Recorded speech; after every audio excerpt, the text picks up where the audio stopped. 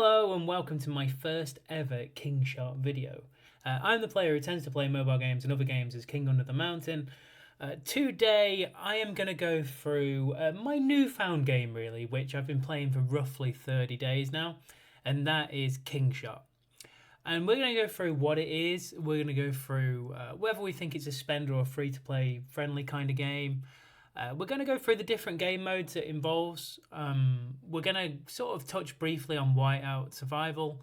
We're going to look at some of the events. We're going to look at whether there's a lot to do or a little to do, or whether it's casual to play, or whether you need to spend a lot of time in the game. And we're probably going to go for a few early tips, but not too many, because I'd like to do that in a slightly different video. This is kind of just a generic cover everything introduction. So we best start with what it is. So it's billed as a tower defense game, but I would class it not really as that. It's a bit of a hybrid game, to be honest. So the first thing I would say is you do have to build your city. You can see I've got something here that's going to take over 10 days. When you start heading towards the higher level town halls, I'll be honest, it takes a long time to get through them. I'll just zoom out again actually, because I quite like being zoomed out. You have to build many other buildings. You start with none of these buildings at all. Once you've built a few of them, they do kind of go in a set order. I will see soon, I hope, the pets, I believe, and Generation 2 should come to us in the next couple of weeks. However, until that time, we're kind of stuck with what we've got building-wise, I would say. So we're going to touch on the other elements. So you have a city building style game, which is quite nice. You can take it very casual. You can kind of build up, sort of defenses, but you only really need them 3 or 4 times a day, depending on how active you are when you get invaded by rebels, which are NPCs.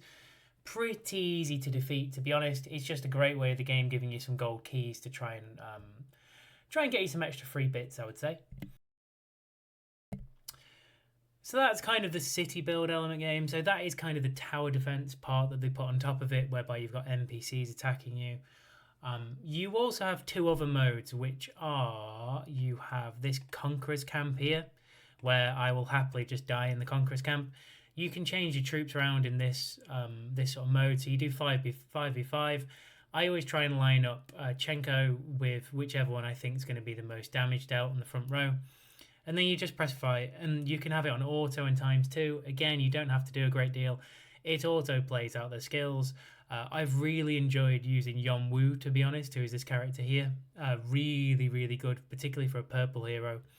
I will lose this fight. I've lost this fight for a few days.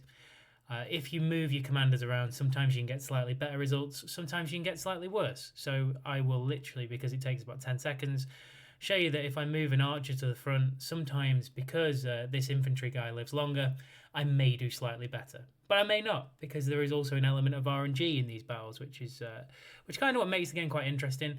You don't lose anything by continuing to play through these levels. In fact, I might actually win this level, which would be kind of funny, really. No, I'm going to die because I don't think my archers are powerful enough to take out their archers. It's going to be pretty close, pretty tense. I'm going to go down by like 1 person, I think. Oh, okay, so I hadn't got through that stage before, so that was pretty cool. So you have this element. You can get that to auto play through. You get free gear and things like that from it. If you fight in the wild or if you are in wars, you have to heal your troops, of course, because that's kind of what happens in real life, or some of them die. But there are many different ways around why troops die and why some troops don't. The other area, that one was kind of like an NPC PvE arena. This one is the real arena. This is where people who get all the fancy gold gear come to show it off, and all the fancy commanders to show it off. And we're going to touch on whether you actually need the fancy commanders or not, or whether just a few of you potentially need that. At the end of the week, you get free stuff, again, based around your the amount of points you've got in the arena. Like I say, this is kind of their effort at PvP arena. I've seen this in a few other games. Sort of 1v1, again, the same sort of style. I can probably show you one from earlier. You can watch your videos back, you can watch the ones you've lost, you can watch the ones you've won. This was a fight that I had earlier on, and it's in ×1. You can put it to ×2, so you can sort of speed through it. Again, it's similar to the way that you've just beat the NPCs, which is quite fun. So there you go. So Depends, but you can win quite a few of these. You can play through and spend gems and do a bit more than that. Probably touch on the arena in another video. The other thing you have, because it seems to have 2 different modes for your heroes, so your heroes have different skills. They have what is known as a conquest skill, which are the ones which you've just seen there in the arena and in the sort of conquest mode, or you have expedition skills, and these are the ones that are involved in their version of PvP and in the wild. So you will see some of them have attacking expedition skills, some of them have passive expedition skills, kind of the sort of buff things, and some, the blue characters in particular, have skills which help you in the wild for gathering and things like that when you need more resources. Because when you start getting into the higher buildings, you need a lot of resources. Some of the blue characters are actually fairly useful at the early stages, but by the time you've got through a little bit, it doesn't really get you too far, unfortunately. Now you will see I have not upgraded many of these gold heroes, and I don't have Amadeus or Amadeus. Not really sure how to say his name, but there you go. I do have a lot of things in my backpack, and I will be saving them because I'll be saving the Jabal shards to go into an event, and I'm saving these for Generation 2 because one of the things that I've learned about this game is that every generation the heroes get slightly stronger. So, first things first, we are going to look at the world map. So this is where you do some other things. So you can do your intel missions again, PvE a little bit there. You get some other intel missions. We'll do a video on Watchtower at some stage. But as you can see, and I'll just zoom out a little bit, we are in quite an active alliance. And this is all of our alliance buildings. So we're all around our bear traps, all around our main hall. But if you zoom out beyond that into the world map, you will see there are lots of different kingdoms, and you will see there are lots of different alliances around here. So these are different alliance buildings. If we go out even further, the world gets bigger, and you can start looking beyond your own kingdom, which we are in Kingdom 1203. You can see they're all connected. Some started earlier than others. You'll see the connections as they go down. These kingdoms started earlier and earlier and earlier and earlier. We've kind of joined this game a little bit late. So, there's your town. Now, I have spoken about the PvP elements, and I will show you very briefly some of the battle reports you get, because I can't show you the PvP right now. It was yesterday. And my opinion on the PvP, kind of give you some background. So, I've come from a game that was very extensive PvP after the first 10 or 12 days of a season. Seasons lasted about 60 days. Everything from that point on was PvP. And it was 24/7, and it was a lot of effort.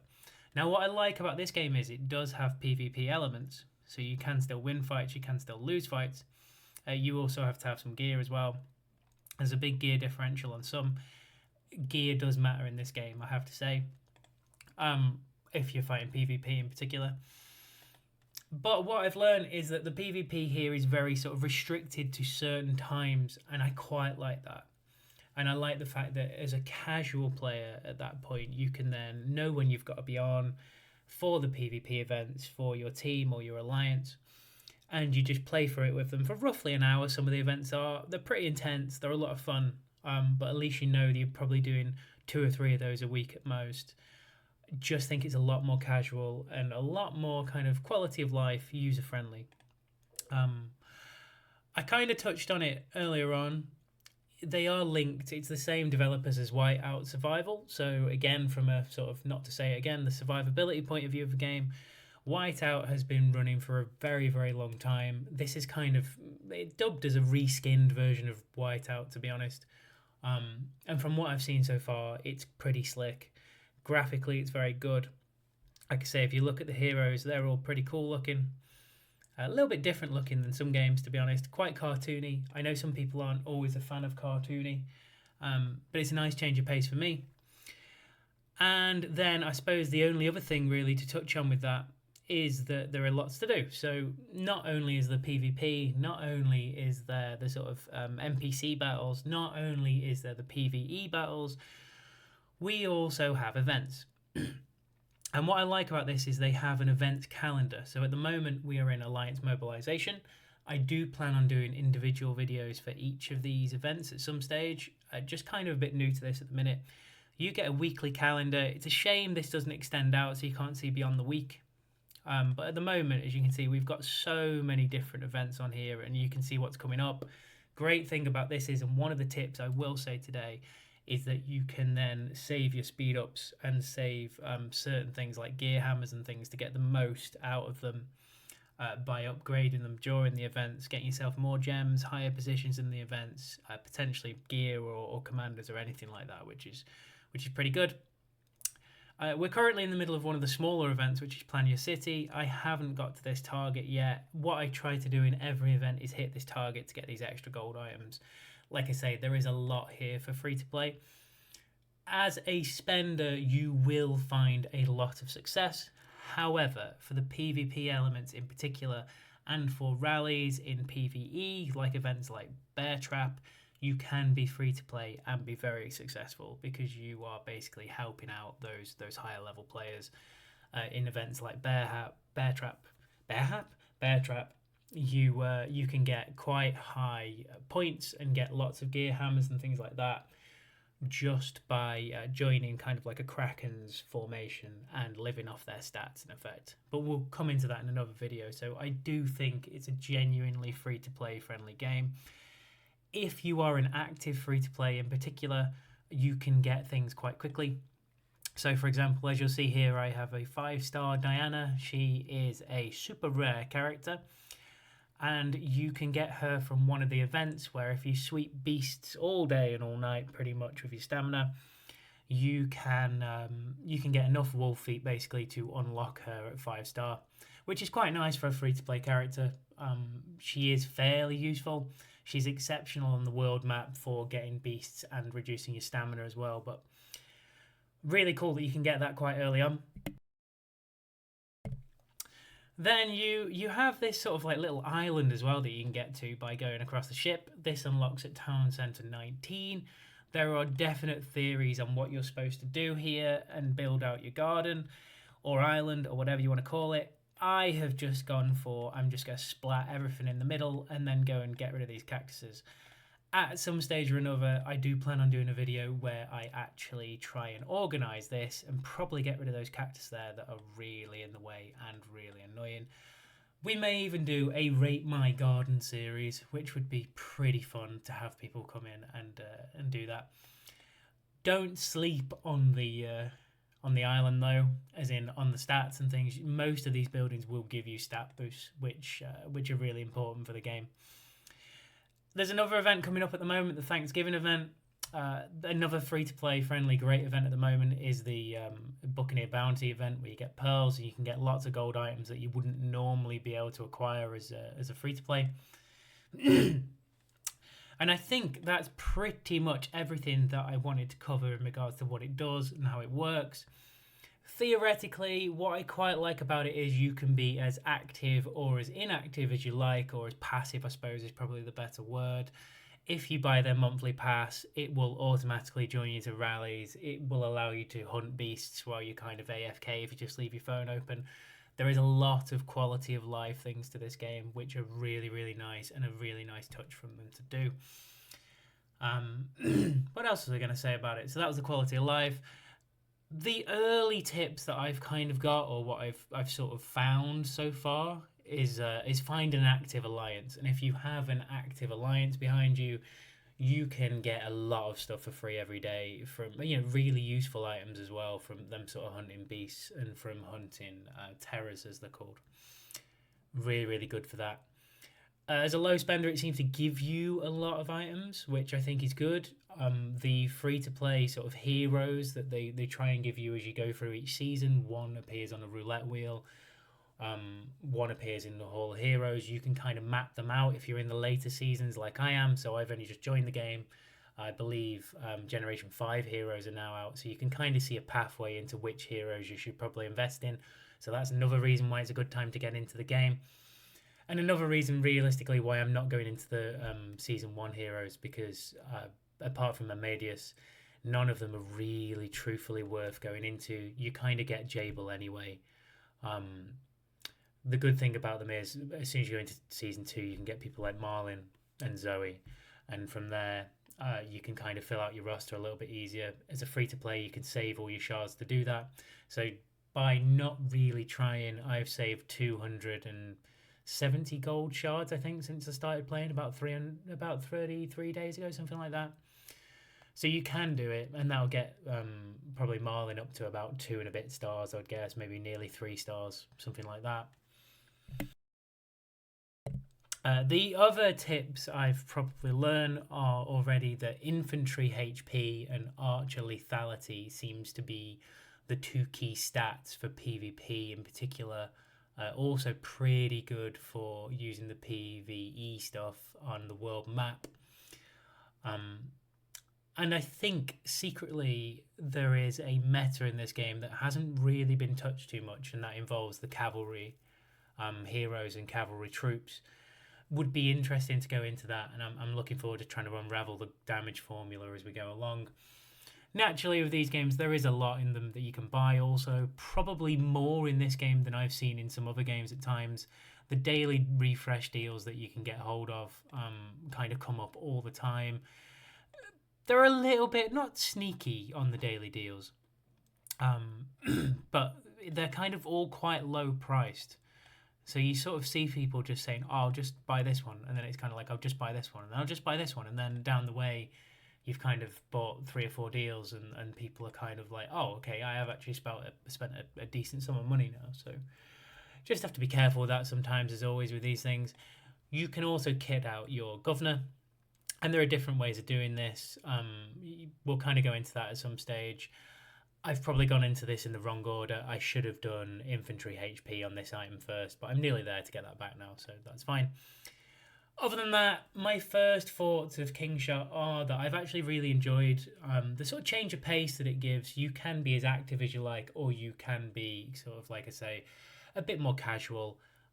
If you're free to play to sort of keep up, you do generally need to be a little bit more active just to keep pace with the server, but it's not, a drastic thing to do. I'm looking forward to my next sort of 30 days and looking forward to Gen 2 and learning more about the game and producing more content on it, and kind of seeing where that goes. There is, of course, a free item shop as well, which comes up with all the different events that you do, so you can get lots of free stuff from these as well. Depending on how much you've participated in each one. So these items here, for example, are really good from the Alliance Championship shop. These items here, particularly Artisan Vision, which apparently everyone needs. That's probably the other tip I'll give right now. Always get Artisan Vision. Everyone seems to say the same thing from Swordland. And then you've got skins, you've got trial shops, you've got lots that you can sort of get, really, and it's worth checking out. So as always with these things, try it out for yourself. At this point, I would normally say always follow your nose, but reality is, I think for this, you just kind of have to get into it, have some fun, enjoy being around the people that you be around, be in an active alliance, and try and make the best of the game as you can.